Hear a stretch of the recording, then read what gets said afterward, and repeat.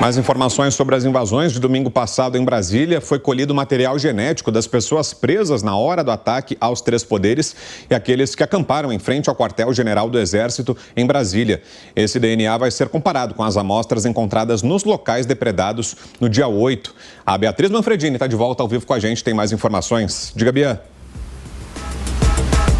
Vitor, o material genético e os celulares têm sido aí as principais fontes da investigação da Polícia Federal neste momento, quando a gente fala das pessoas que estavam acampadas em frente ao quartel-general de Brasília e também daquelas que participaram do início da manifestação que terminou em invasão a sedes dos três poderes na semana passada. Então, qual que é o trabalho da Polícia Federal neste momento? Eles estão comparando o material genético que foi colhido ali na hora da detenção das pessoas e também ali durante o acampamento, né, no quartel-general, em frente ao quartel de Brasília, e comparando com o material genético que foi colhido ali dentro das sedes dos poderes. Então, no Palácio do Planalto, também no Congresso, também no Supremo Tribunal Federal, eles encontraram material genético, por exemplo, em urina e fezes que foram deixados nestes locais, também em quadros que foram atingidos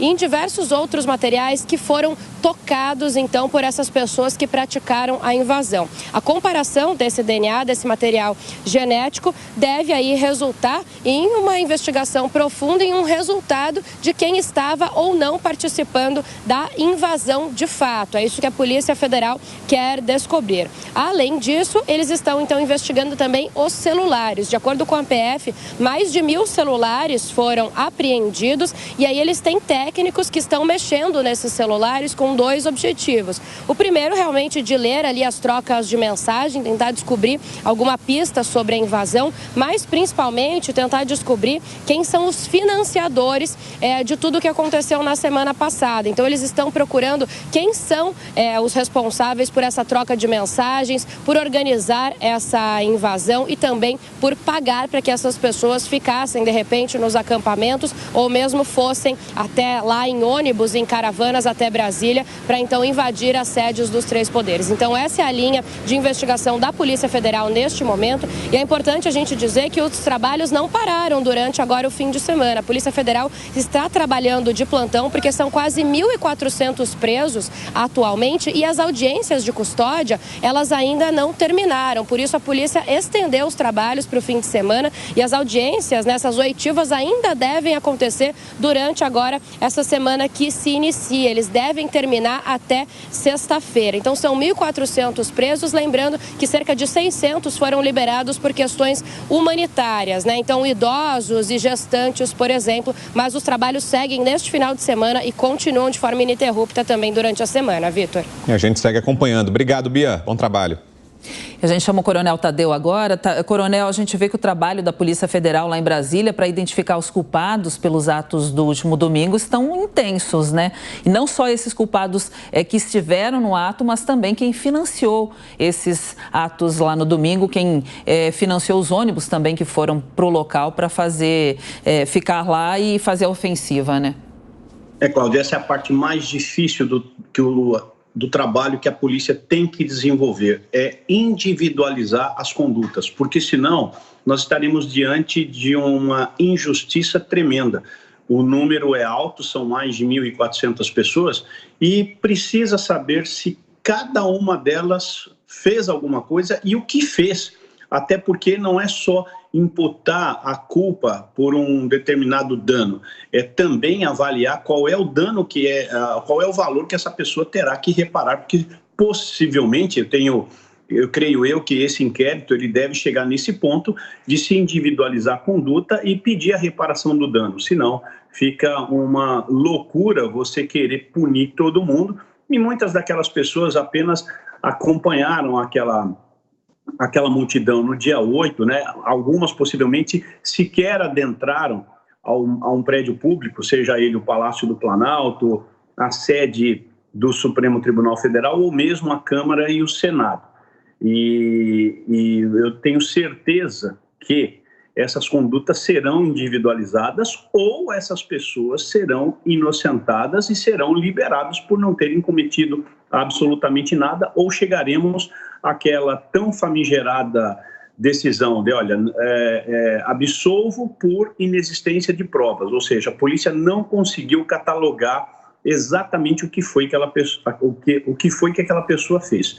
Existem várias formas de você fazer isso, através do próprio celular da pessoa, através das câmeras que estão instaladas nesses prédios públicos, você tem condição de identificar a pessoa, se ela fez alguma coisa ou não. Então, há várias formas e a polícia vai trabalhar, acredito eu, que intensamente para poder chegar no que exatamente cada um fez. E aí sim a gente espera que o condutor desse inquérito, que é o ministro Alexandre de Moraes, não exagere e não faça nenhuma sentença coletiva, por exemplo, de querer punir todos eles de alguma forma sem individualizar essa conduta, o que seria, no meu entender, uma aberração no direito. Agora, tem essa discussão no campo jurídico, né, coronel? Mas o senhor acredita que, para além disso, desse debate no campo jurídico, sobre se essas prisões devem ser mantidas ou não, se devem ser relaxadas, se deve haver a transferência para algum outro tipo de regime de detenção, mas, para além disso, desse debate jurídico, o senhor acredita que também tenha um componente político nisso? Essa manutenção das prisões ou a libertação desses detentos dependa também do ambiente político, da temperatura política, coronel?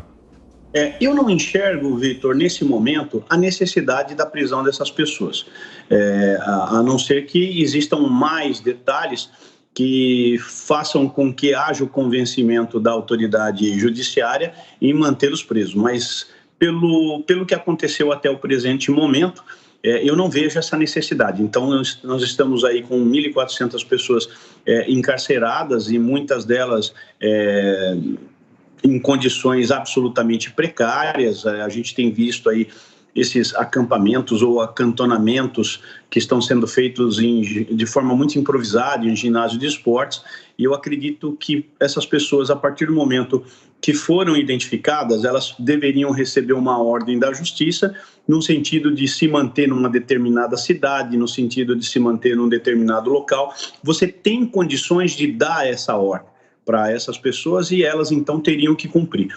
Caso não cumprisse, aí sim o procedimento poderia ser outro.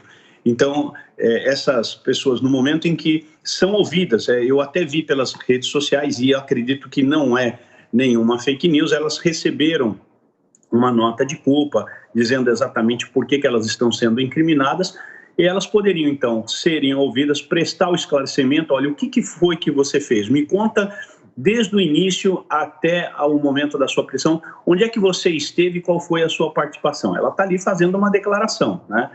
E a partir dessa informação se faz um interrogatório, se registra tudo isso e libera a pessoa. Olha, a partir de agora você terá que permanecer em tal lugar, não existe a medida cautelar que nós estamos aplicando a você, permaneça na sua cidade, permaneça no seu território e pronto.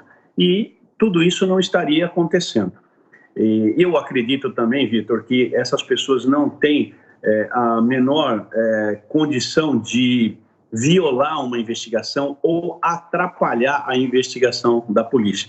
E se for preciso dizer para essa pessoa: você precisa permanecer aqui no Distrito Federal para que a polícia possa a qualquer momento ter acesso a você e colher mais informações. E isso é uma determinação.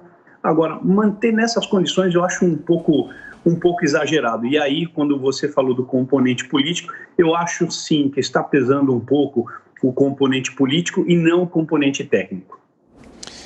E o prefeito de